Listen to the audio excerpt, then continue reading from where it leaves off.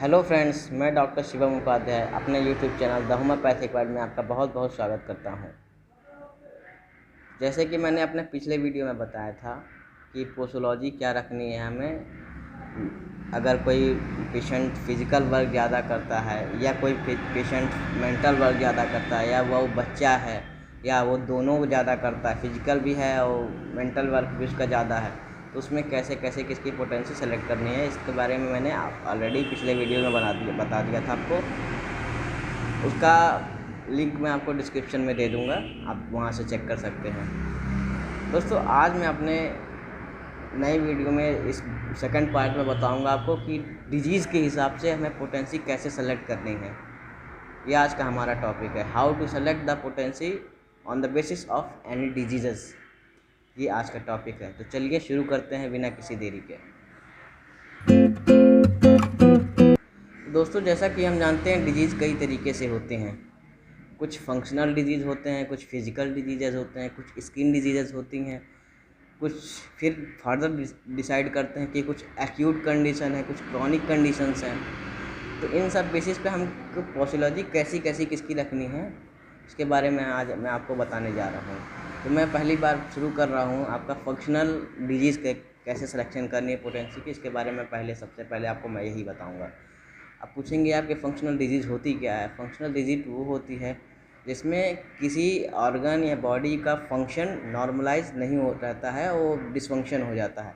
जैसे कि हमारे लीवर का फंक्शनिंग नॉर्मल नहीं है, किडनी की फंक्शनिंग नॉर्मल नहीं है, पेशाब बार बार छान नहीं पा रहा है, किडनी लीवर हमारा कायदे से फंक्शन नहीं कर पा रहा है, बिलीरुबिन बढ़ जा रहा है, पीलिया बढ़ जा रहा है। जैसे कि हमारा कुछ नर्वस है, नर्व सिस्टम के जितने भी डिजीज़ हैं इसके अंतर्गत आते हैं। कुछ मेंटल सिम्टम्स हैं जैसे कि हिस्टीरिया हो गया, स्पेशली सियाटिका हो गया। ये सब डिजीज़ जो हैं फंक्शनल डिजीज़ में आते हैं। इसमें हमें करना क्या चाहिए, हमें इसमें हाई पोटेंसी रखनी चाहिए। जितनी भी फंक्शनल डिजीज़ हैं, फंक्शनल डिजीज़ मैंने आपको बता दिया। फंक्शनल डिजीज़ में हमेशा हम हाई पोटेंसी सेलेक्ट करनी चाहिए हमें, क्योंकि ये फंक्शनल डिजीज़ देखा जाता है कि धीरे धीरे करके वो लंबे समय तक खींची जाती हैं बीमारियाँ। तो इसमें हम हमेशा हाई पोटेंसी सेलेक्ट करेंगे, जैसे कि 1 m हो गया, 10 m हो गया, cm हो गया, 50 m हो गया। ऐसी पोटेंसी हमें सेलेक्ट करनी है। दोस्तों, आते हैं हम दूसरी फिज़िकल डिजीज़ जो होती हैं। अब फिज़िकल डिजीज़ क्या हैं, जैसे कि हमारा लीवर इनलार्ज हो गया, साइज़ बड़ी हो गई, किडनी की साइज़ बड़ी हो गई, हाइपरट्रॉफी हो गया किसी चीज़ का सॉरी, जैसे स्टोन हो गया किडनी में, गॉल ब्लैडर में स्टोन हो गया, किडनी का स्टोन हो गया। ये सब हमारी फिज़िकल डिजीज़ हैं। तो फिज़िकल डिजीज़ में हम एक्चुअली लो पोटेंसी चलाते हैं। इसमें हमें लो पोटेंसी चलाने में ही बेनिफिट होती है। इसमें हमें हाई पोटेंसी नहीं चलानी चाहिए, वो उतनी अच्छी रिज़ल्ट नहीं दे पाएगी। हमें लो पोटेंसी की तरफ ही भागना चाहिए, लो पोटेंसी ही डिसाइड करनी चाहिए। जैसे कि 6C, 12C, 30C, 200C maximum. इससे ऊपर हमें कोशिश करना चाहिए कि नहीं जाएँ, क्योंकि उतना अप्रोप्रिएट रिज़ल्ट नहीं मिल पाएगा। अब बात करते हैं, अब आ गई आपकी बात स्किन डिजीज़ की। स्किन डिजीज़ बहुत लोग परेशान होते हैं स्किन डिजीज़ के बारे में। तो उसमें क्या होता है, हमें रिज़ल्ट नहीं मिलता है, क्योंकि हम उल्टी सीधी जो है पोटेंसी सेलेक्ट करके डॉक्टर लोग डिसाइड करते हैं। कभी कभी गलत हो जाता है, सबसे गलती हो जाती है, हमसे भी गलती हो जाती होगी कहीं ना कहीं। भाई, गलतियाँ सबसे होती हैं, इंसानों से ही गलती होती है। पोटेंसी सिलेक्शन हमें अगर कायदे से नहीं पता तो गलतियाँ जाहिर सी बात होंगी और रिजल्ट अप्रोप्रिएट नहीं मिलेगा। तो स्किन डिजीज़ में जैसे कि आपका होगा सोराइसिस, एक्जिमा,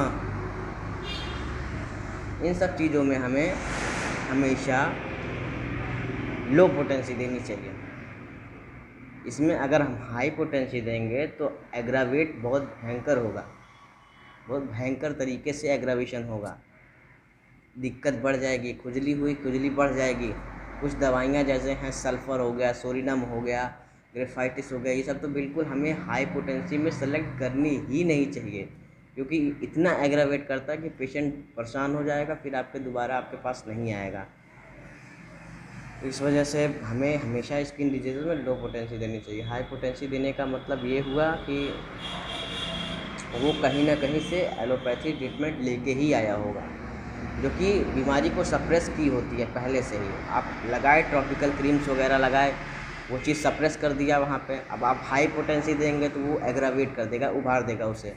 इस वजह से पेशेंट को दिक्कत हो सकती है। अगर हम लो पोटेंसी देंगे तो वही चीज़ धीरे धीरे करके सॉल्व आउट हो जाएगी। इस वजह से ये बात आपको नोट करनी है क्लिनिकल प्रैक्टिस में, कभी भी ग्रेफाइट, सल्फर, सोडियम इस तरीके के पेशेंट, इस तरीके के जो मेडिसिन है उसको तो बिल्कुल भी ध्यान रखनी है कि हाई पोटेंसी ना दें आप। अब अगली बात आती है एक्यूट केसेस में। एक्यूट केसेस में क्या करना होता है? एक्यूट केस जैसे हो गया आपका डायरिया हो गया, डिसेंट्री हो गया, लूज मोशन हो गया सॉरी सॉरी ऐसे केसेस में हमें हमेशा लो पोटेंसी देनी है। अगर ठीक है लो पोटेंसी हम देंगे, अगर बहुत ज़्यादा दिक्कत है लो पोटेंसी तो धीरे धीरे काम करेगी। अगर कंडीशन बहुत क्रिटिकल है, ज़्यादा दिक्कत हो गया, लूज मोशन 10 बारी 12 बारी हो गया, तो उसमें क्या करना है? उसमें लो पोटेंसी ही देनी है, बट हम रिपीटिशन देखते हैं ज़्यादा करेंगे, 10-10 मिनट पे, 2-2 घंटे पे, 4-4 घंटे पे, ऐसे हमें रिपीटिशन करना है। क्योंकि होम्योपैथी में एक्यूट केसेस के लिए रिपीटिशन ऑफ डोज मायने रखता है, ना कि क्वांटिटी ऑफ डोज। तो हमें अगर ऐसी कंडीशन आती है कि बहुत सीवियर हो गई कंडीशन, एक्यूट डिजीज़ ही है बट सीवियर कंडीशन में आ गई है, तो उसमें हम लो पोटेंसी ही चलाएंगे बट सीवियरली रिपीट करेंगे उसमें। अब बात आती है क्रॉनिक डिजीज़ की। क्रॉनिक डिजीज़ में हमेशा हम हाई पोटेंसी को कोशिश करेंगे देने की। क्रॉनिक डिजीज़ में हमेशा हम हाई पोटेंसी देंगे और उसे हम रिपीट कम करेंगे। वो धीरे धीरे धीरे धीरे करके सॉल्व होगा, क्योंकि बीमारी भी लंबी है, सॉल्यूशन भी उसका धीरे धीरे करना है। तो हाई पोटेंसी देंगे और कोशिश करेंगे इसमें हम डीप एक्टिंग मेडिसिन चलाएंगे। डीप एक्टिंग मेडिसिन मतलब जैसे लाइकोपोडियम हो गया आपका,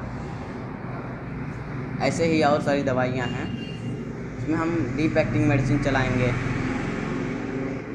सॉरी डीप एक्टिंग मेडिसिन चलाएंगे तो उसको हम रिपीट कम करेंगे, क्योंकि वो डीप तक जाती है और लेट तक उसका असर रहता है।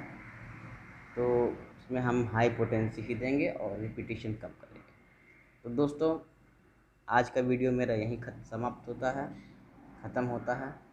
अगर आपको कुछ ना समझ आया हो तो आप कमेंट करके हमें बता सकते हैं हमारे कमेंट्स में, कमेंट बॉक्स में। तो हमारे चैनल को सब्सक्राइब करना ना भूलें, लाइक करना ना भूलें, कमेंट कीजिए। अगर आपको कुछ समझ में नहीं आता तो बिल्कुल कमेंट कीजिए। धन्यवाद।